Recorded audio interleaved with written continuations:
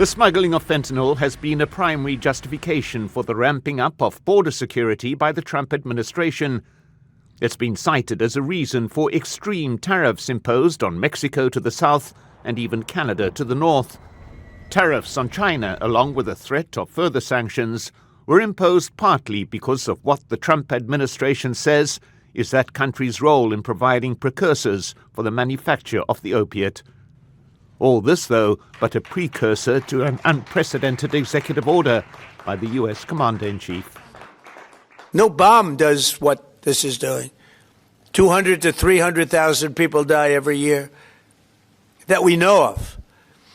So we're formally classifying fentanyl as a weapon of mass destruction. The shock and awe of the announcement is straight out of the playbook of the previous administration, when George W. Bush used the alleged presence of WMDs to invade Iraq and effect regime change there.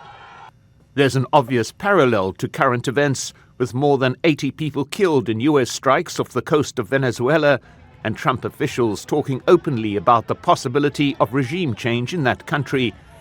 The declaration of fentanyl as a weapon of mass destruction would give the U.S. additional legal justification to use military force against Venezuela. There's no fentanyl that's being produced or coming from Venezuela to the United States or anywhere else to begin with. So the idea that we would be trying to address our overdose crisis by blowing up boats coming from Venezuela or threatening Venezuela itself is nonsense. President Trump is pushing the boundaries of what constitutes a weapon of mass destruction.